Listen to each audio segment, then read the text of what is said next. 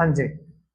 तो अब आज हम शुरुआत कर रहे हैं आर्डिनो का सॉरी यानी आपके आईओटी से चैप्टर 4 चल रहा था ना, चैप्टर 4 जिसमें आपको सबसे पहले सी लैंग्वेज के बारे में कुछ बेसिक जानकारी, बेसिक कोड वगैरह करने होते हैं।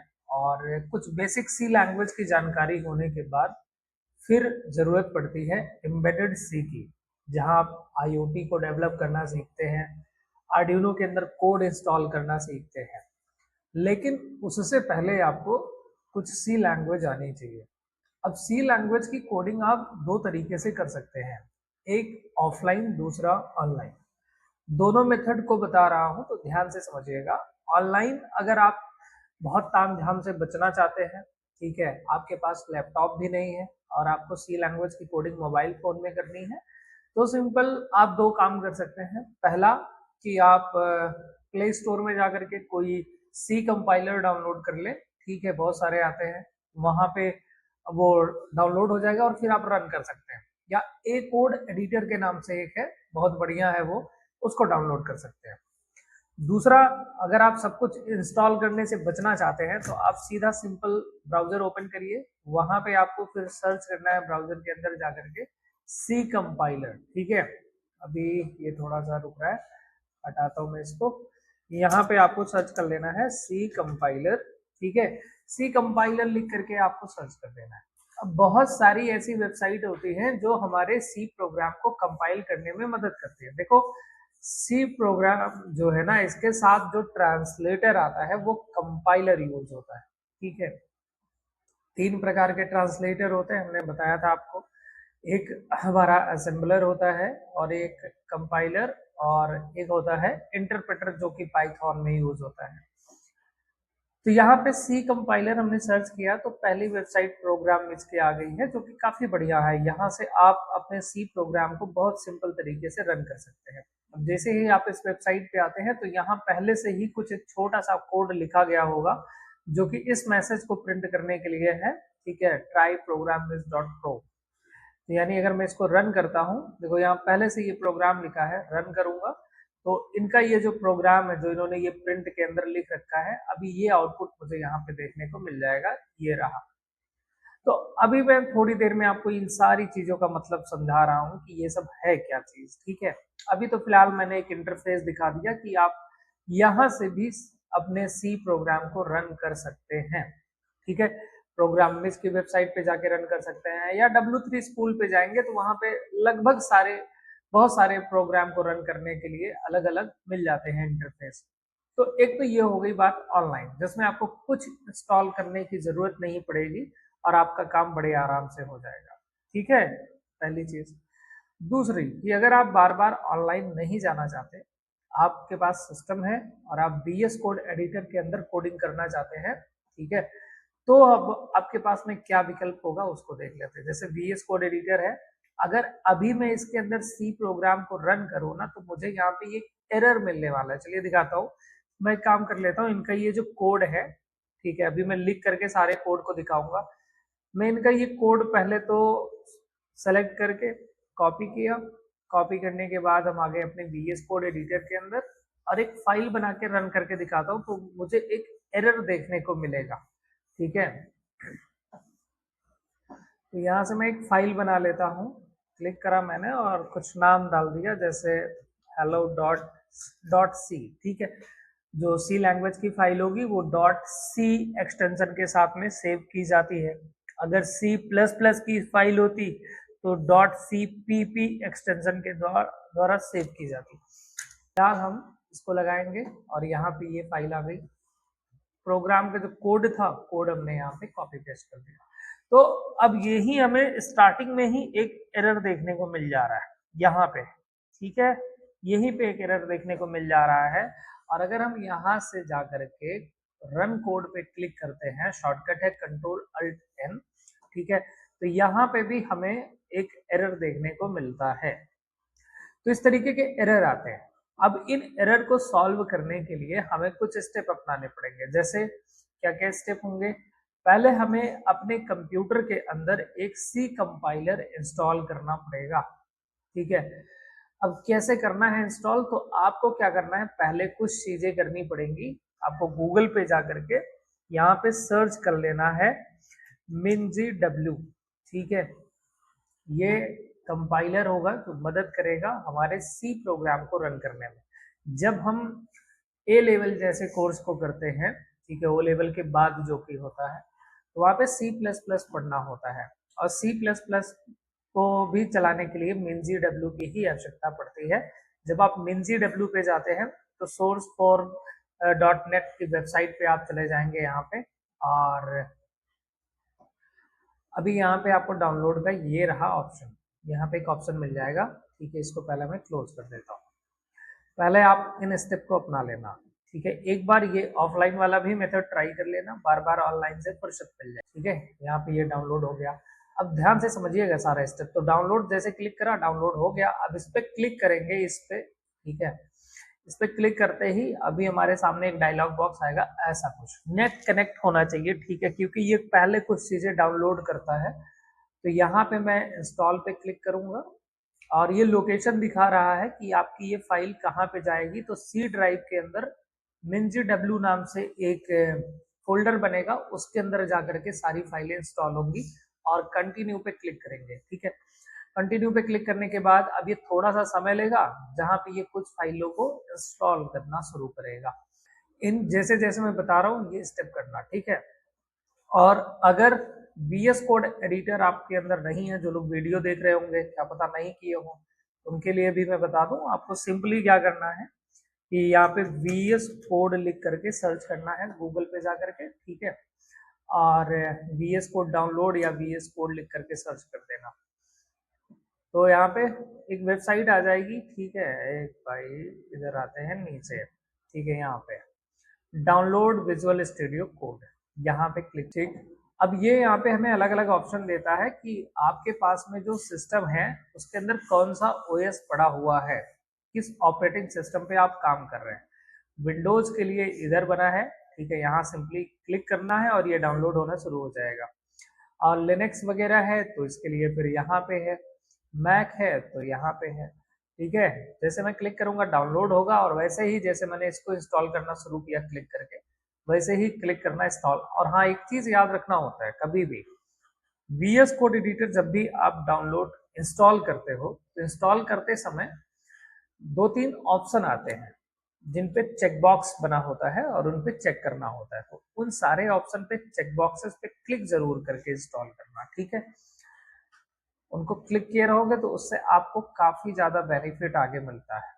जो लोग नहीं करते हैं, भूल जाते हैं, तो आगे कुछ ऑप्शन ऐसे होते हैं जो नहीं दिखाई देते, इसलिए जब इंस्टॉल करा जाए उस पर अगर आता है चेक बॉक्स बना हुआ, उस पर जरूर क्लिक करें। अच्छा, अब यहाँ पे देखते हैं, तो MinGW जैसे ये 100% सब कुछ हो गया है। 113 फाइलों को लगभग इसने पहले इंस्टॉल किया।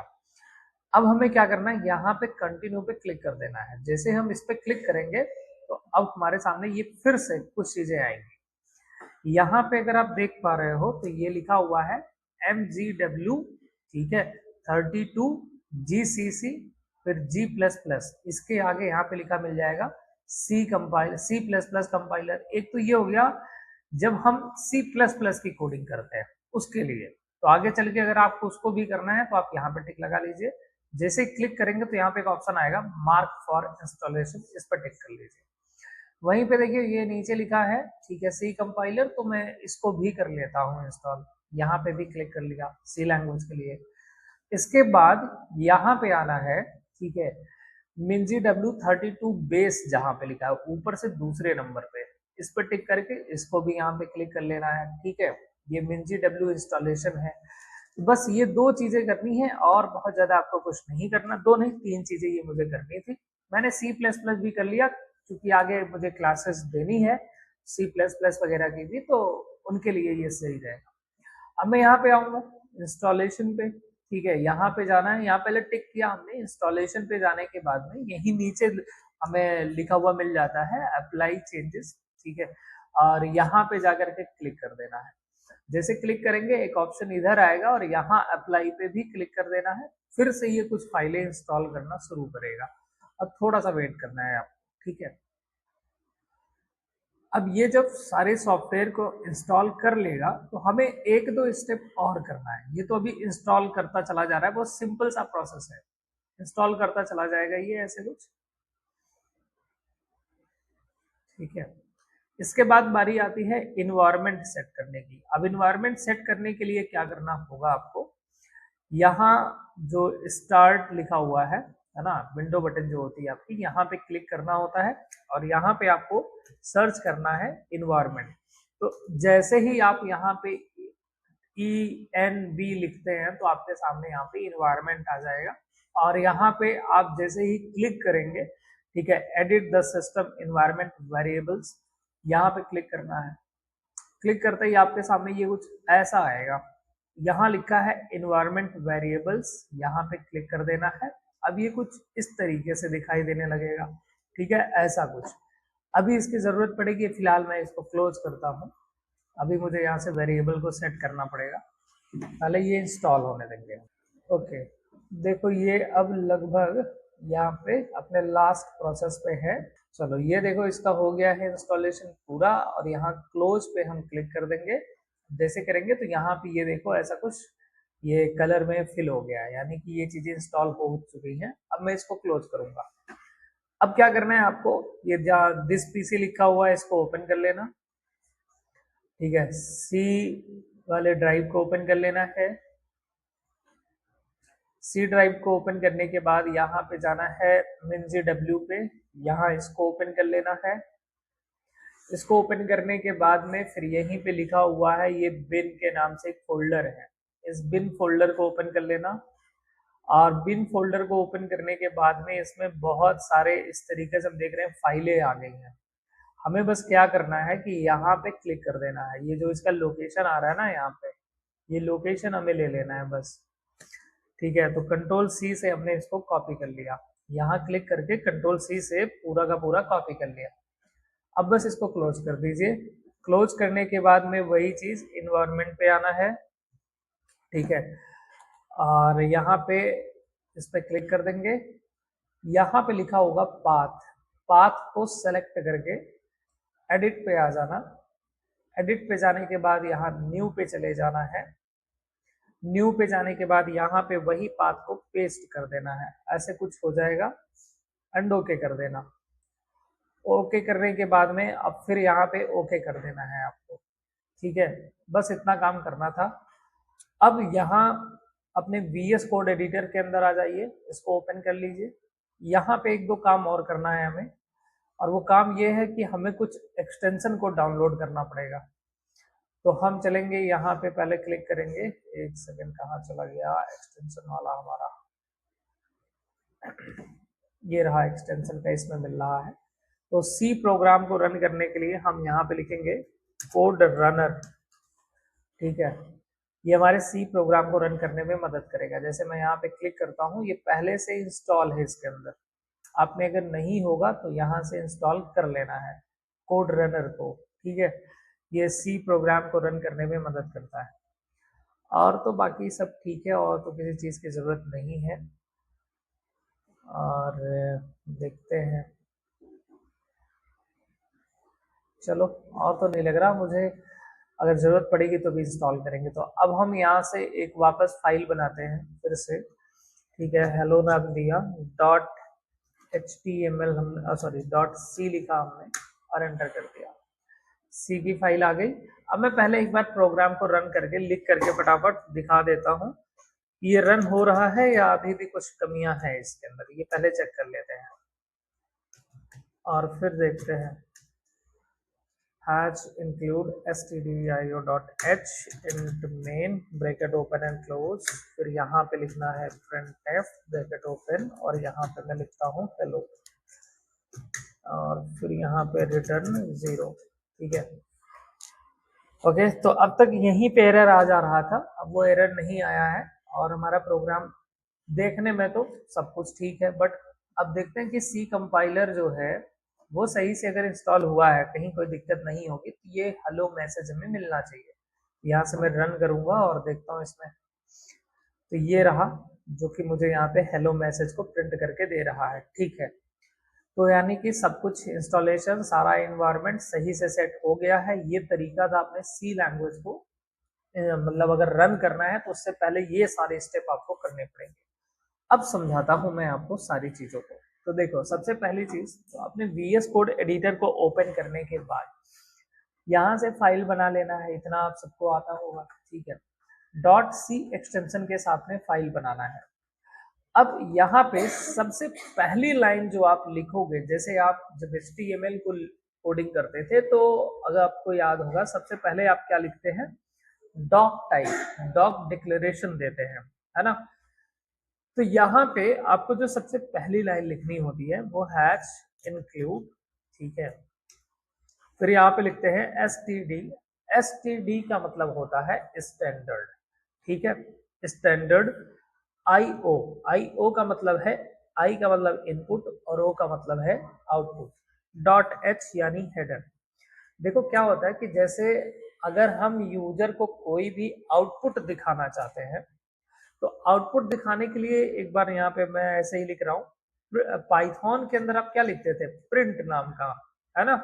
इनपुट लेने के लिए आप लिखते हैं इनपुट फंक्शन को पाइथन के अंदर, तो प्रिंट फंक्शन रन हो जाता है और इनपुट जो है ये भी रन हो जाता है और यूजर से इनपुट लेता है, और प्रिंट क्या करता है, जो कि यूजर को आउटपुट दिखाता है। लेकिन यहाँ पे सी लैंग्वेज के अंदर अगर हम आउटपुट को दिखाना चाहते हैं तो प्रिंट की जगह हमें एक फंक्शन लगाना होता है जिसका नाम है प्रिंट एफ, ऐसे, ठीक है, जो आउटपुट दिखाने में मदद करेगा। और प्रिंट एफ सॉरी इनपुट की जगह जो अगर हमें यूजर से इनपुट लेना है तो इनपुट लेने के लिए स्कैनएफ नाम का फंक्शन हम लोग यूज करते हैं। ये दो फंक्शन, ठीक है। फिर से बता रहा हूं, अगर रिजल्ट दिखाना है, कुछ मैसेज दिखाना है, तो कौन सा फंक्शन यूज होगा, printf। और अगर हमें ये scanf फंक्शन तब यूज होगा जब हमें यूजर से इनपुट लेना होगा। अब ये दोनों फंक्शन जो हैं, printf और scanf, ये हमें ये तभी काम करते हैं सी के अंदर, ठीक है, जब यहाँ पे हम standard input output header file को अपने प्रोग्राम में इंक्लूड करके रखते हैं, यानी उसको भी हम एक तरीके से इंपोर्ट करके शामिल करके रखते हैं। हमने ये कहा कि भैया हमारे प्रोग्राम के अंदर ये जो इनपुट आउटपुट स्टैंडर्ड एसटीडी यानी स्टैंडर्ड हेडर फाइलें हैं, इनको इंपोर्ट कर दो एक तरीके से, और अगर ये हमने लिख रखा है तो ही हम कोई मैसेज दिखा पाएंगे और यूजर से इनपुट ले पाएंगे। अगर ये नहीं लिखे रहोगे तो printf और scanf फंक्शन काम नहीं करेगा। समझ में आया? तो आगे बढ़ते हैं। अब यहाँ पे इसके बाद में हमें लिखना है अगली लाइन, इंट मेन, ठीक है। हमने कहा कि यहाँ से हमारा मेन, अब देखो जिसके आगे ये parenthesis bracket open and close हो जाए यानी उसको हम फंक्शन कहते हैं। तो हमने लगाया मेन फंक्शन। हमने कहा देखो यहाँ से हमारे प्रोग्राम की शुरुआत है, मेन फंक्शन के बाद में करली ब्रेसेस ओपन एंड क्लोज हो जाएगा, जो कि हमारे पूरे प्रोग्राम की बॉडी को दिखाता है, जो भी इसके अंदर लिखा जाएगा, ठीक है, वो मतलब जो भी लाइनें होंगी वो इसके अंदर लिखी जाएंगी इंट मेन के अंदर, ठीक। हमने कहा देखो यहाँ से हमारा प्रोग्राम शुरू हो रहा है और अब हम एक मैसेज प्रिंट करना चाहते हैं हेलो वर्ल्ड के नाम से, तो हम यहाँ पे लिखेंगे, अभी मैंने कहा मैसेज वगैरह अगर दिखाना है तो कौन सा फंक्शन लगाएंगे, यहाँ पे प्रिंट एफ नाम का फंक्शन लगाएंगे और सब कुछ स्मॉल लेटर में ही लिखना है, ठीक है। प्रिंट एफ ब्रैकेट ओपन करेंगे। अब प्रिंट एफ के आगे भी ब्रैकेट ओपन एंड क्लोज हो गया, यानी प्रिंट एफ क्या है, फंक्शन है, ठीक है।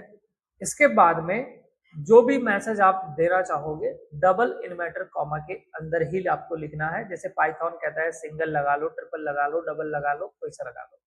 सी लैंग्वेज कहते हैं डबल ही लगाओ, ठीक है। इसके बाद हम यहाँ पे लिखते हैं हेलो वर्ल्ड, ठीक है। मैसेज डाल दिया अपना जो भी मैसेज चाहिए, और लास्ट में टर्मिनेटर सिंबल जो कि होता है हमारा सेमीकोलन, ठीक है, इसको जरूर लगाना है हर प्रोग्राम की लाइन को खत्म करने के लिए, ठीक है। हम लास्ट में टर्मिनेटर सिंबल लगाते हैं, अगर ये नहीं लगाएंगे तो ये चीज रन नहीं होगी, ठीक। तो यहाँ पर टर्मिनेटर सिंबल लगाना बहुत जरूरी है। इसके बाद फिर अब हम ये बताएंगे कि हमारा प्रोग्राम यहीं पे खत्म हो रहा है, तो इसके लिए हम लिखते हैं हमेशा रिटर्न 0। ठीक है, हम बता रहे हैं कि हमारा प्रोग्राम जो है यहीं पे खत्म हो जाएगा और यहाँ पे भी लास्ट में टर्मिनेटर सिंबल। तो ये एक छोटा सा प्रोग्राम हुआ जो कि एक मैसेज प्रिंट करेगा। क्या मैसेज दिखाएगा? Hello world. समझ गए? हेलो वर्ल्ड का मैसेज दिखाने के लिए हमारे पास ये रहा छोटा सा प्रोग्राम। अब इसको हम यहाँ पे जाएंगे इस जगह पे और रन कोड पे जाकर के क्लिक कर देंगे। ठीक, जब रन कोड पे ही क्लिक करना और कहीं मत करना। रन कोड पे क्लिक करने के बाद में यहाँ पे हमें मैसेज मिल जाएगा हेलो वर्ल्ड। ठीक, इस तरीके से हम अपने मैसेज को यहाँ पे देख पाएंगे। तो जो भी कोड लिखेंगे रन कराएंगे तो वो हमें यहाँ देखने को मिल जाता है इस जगह पे। चलिए इसको क्लोज करते हैं। ये है आपका पहला हेलो वर्ल्ड प्रोग्राम। अब जरा एक चीज और देख लेते हैं, समझ लेते हैं। अगर हम इसी हेलो वर्ल्ड को डायरेक्ट प्रिंट फंक्शन के अंदर ना लिख करके एक वेरिएबल के अंदर लिखना चाहते हैं तो हमें कैसे करना होगा और क्या करना होगा। अब जिन्हें वेरिएबल नहीं पता होगा कुछ लोगों को, तो मैं बताऊं। वेरिएबल्स जो कि मेमोरी लोकेशन को दिया जाने वाला एक नाम होता है जिसके अंदर हमारी वैल्यू जाकर के स्टोर होती है। तो हेलो वर्ल्ड हमें एक जगह स्टोर करना है कंप्यूटर के अंदर, तो हम क्या कर सकते हैं? वेरिएबल बनाएंगे। कुछ भी नाम दे सकते हैं, जैसे नेम नाम दे दिया, ठीक है, मैसेज नाम दे दिया, जो देना है वेरिएबल का नाम दे सकते हैं। बस कुछ रूल्स याद रखने हैं। क्या रूल्स हो सकते हैं? जैसे स्पेशल सिंबल आप यहाँ पे अगर ये सोचो कि हम हैश लगा दें तो वो नहीं कर सकते हो, डॉलर नहीं लगा सकते, @ नहीं लगा सकते, ठीक है। और कोई भी इंटीजर पहले नहीं लिख सकते, इस तरीके से नहीं लिख सकते, ये गलत माना जाएगा। वेरिएबल का नाम शुरुआत करना है अंडरस्कोर से कर सकते हो या फिर कोई स्ट्रिंग से कर सकते हो, ऐसे कोई टेक्स्ट मैसेज से, और फिर बाद में आप कुछ भी इंटीजर वैल्यू दे सकते हो। ठीक है, फिलहाल हमने बस इतना दिया है मैसेज का शॉर्ट फॉर्म, इक्वल टू लगाया और यहाँ पे अपना जो भी मैसेज देना है हेलो वर्ल्ड वो लिख दिया हमने। लेकिन अब चूंकि सी लैंग्वेज की बात हो रही है तो सी लैंग्वेज हमेशा ये कहता है कि जब आप कोई भी वेरिएबल बनाते हैं, ठीक है, जैसे पाइथन में क्या था, इतना लिख दो हो गया काम। ठीक है, पाइथन समझ जाता है कि आपने जो वैल्यू डाला है किस डेटा टाइप की वैल्यू है, क्या वो कोई इंटीजर वैल्यू है, क्या वो कोई स्ट्रिंग वैल्यू है, किस प्रकार की वैल्यू है। लेकिन अगर हम सी लैंग्वेज की यूज करते हैं या सी प्लस प्लस का यूज करते हैं तो लगभग चीजें सेम होती है। तो ये कहती है कि भैया हमें ये भी बताओ कि जो वैल्यू स्टोर हो रही है ना उसका डेटा का प्रकार क्या है। एक प्रकार का डेटा है तो वो डेटा किस प्रकार का, क्या कोई इंटीजर वैल्यू है, स्ट्रिंग वैल्यू है, फ्लोट है, क्या है, तो हमें यहाँ पे बताना पड़ेगा। तो जैसे स्ट्रिंग है तो स्ट्रिंग के लिए हम यहाँ पे लिखते हैं कैर, ठीक है, CHAR, कैर ऐसे लिखना पड़ेगा।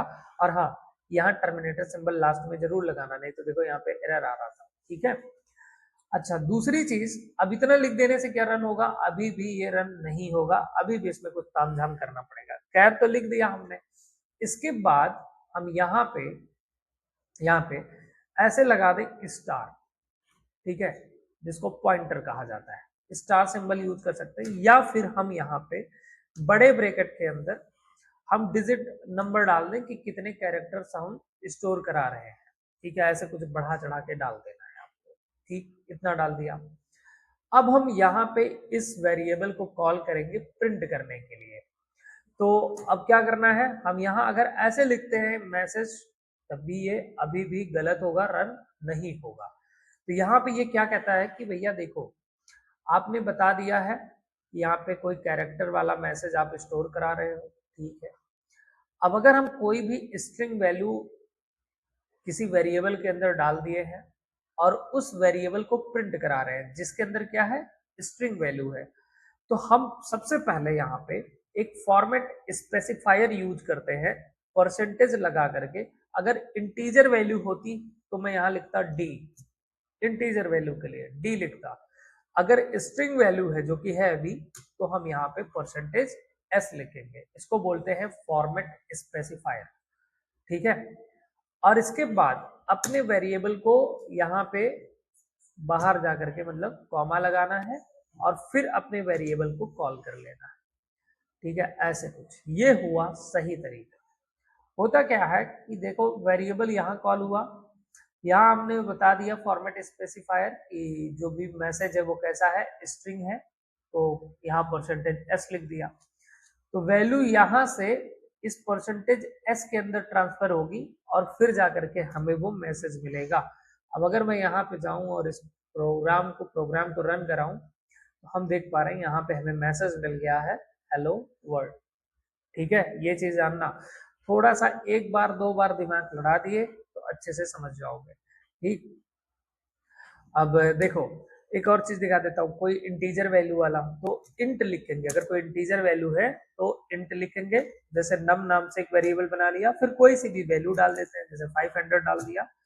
अब मैं कह रहा हूँ कि इसको भी प्रिंट कराओ, तो मैं लिखूंगा प्रिंट एफ ब्रैकेट ओपन, क्या लिखना है हमें, परसेंटेज डी लिखना है, क्योंकि की बार क्या है, एक डिजिट है, एक नंबर है। ठीक है, तो फिर यहाँ कॉमा लगा करके अब यहाँ पे अपने वेरिएबल को, ठीक है। अच्छा, अब अगर मैं इसको रन कराता हूँ तो मैं देखूंगा कि यहाँ पे मुझे हेलो वर्ड मिल गया और फिर ये मैसेज 500। अच्छा 500 देखो इसमें सटा हुआ है, हम चाहते हैं कि ये नीचे प्रिंट हो, तो हमें यहीं पे यहाँ पे स्लैश एन लगा देना है, जो कि पाइथन में भी आप पढ़े हैं। स्लैश एन क्या काम करता है, लाइन को ब्रेक करता है। स्लैश एन लगा दिया, जहां स्लैश एन लगाएंगे वहीं से हमारा प्रोग्राम नीचे ब्रेक हो जाएगा। तो यहाँ पे अब हम देख पा रहे हैं हेलो वर्ड भी मिल गया और हमें ये नंबर भी मिल गया। अब ध्यान से देखना, जो मैं बता रहा था कि यहाँ से यहाँ वैल्यू ट्रांसफर होती है। अगर मैं इसके आगे चाहूँ कोई मैसेज भी प्रिंट कर सकता हूँ, जैसे मैं लिख दे रहा हूँ योर नंबर इज, ठीक है, और फिर इसके आगे परसेंटेज दी है। तो अभी इसका आउटपुट देख लो, यहाँ पे रन कराता हूँ, ठीक है। तो अभी इसका आउटपुट यहाँ पे रन पे क्लिक कर दिया हमने, थोड़ा सिस्टम स्लो हो गया है भाई, रुक जा रहा है। तो यहाँ पे ये मैसेज मिल गया हेलो, सॉरी हेलो वर्ड, और फिर यहाँ पे योर नंबर इज ये। अगर यही परसेंटेज डी मैं यहाँ से कट करके योर के आगे लिख देता यहाँ पे, समझ गए। अब यहाँ से वैल्यू इसके अंदर यहाँ ट्रांसफर होगी और फिर आगे ये नंबर मैसेज लिखा हुआ मिलेगा। चलो रन कराते हैं और नीचे देखते हैं इसको। ठीक है, कहाँ कहाँ कहाँ दिक्कत कर दी हमने, एक सेकेंड,